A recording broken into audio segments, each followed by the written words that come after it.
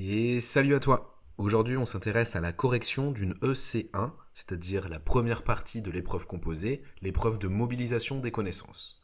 Je te rappelle qu'elle est sur 4 points et que pour répondre à une EC1, il faut utiliser la méthode DAEI. Définition, affirmation, explication, illustration. On va s'intéresser aujourd'hui à l'EC1 suivante.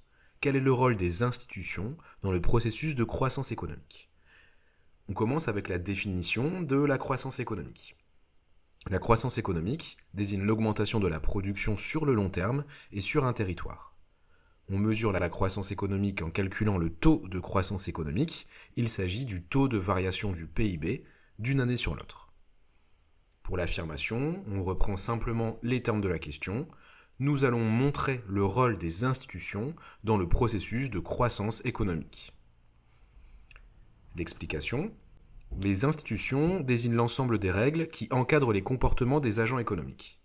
Il peut s'agir des lois, des us et coutumes, de la justice, des brevets, de l'autorité de la concurrence, des droits de propriété, etc.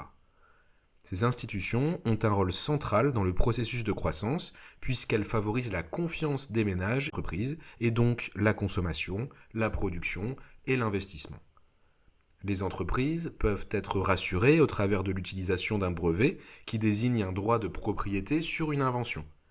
Ces brevets permettent de protéger les innovations. Ainsi, les entreprises protégées par des brevets peuvent investir en recherche et développement pour favoriser l'apparition d'innovations et donc de disposer d'un monopole temporaire et d'un retour sur investissement, car l'innovation ne peut pas être reproduite par d'autres entreprises. On sait que l'innovation est source de progrès technique et donc de croissance économique. Pour l'illustration, imaginons que Samsung invente un nouveau téléphone révolutionnaire au travers de l'investissement de millions de dollars en recherche et développement. Elle sait que son téléphone sera protégé par une institution, ici ce serait des brevets, et qu'elle sera donc la seule entreprise à proposer ce type de produit sur le marché, bénéficiant donc d'un retour sur investissement.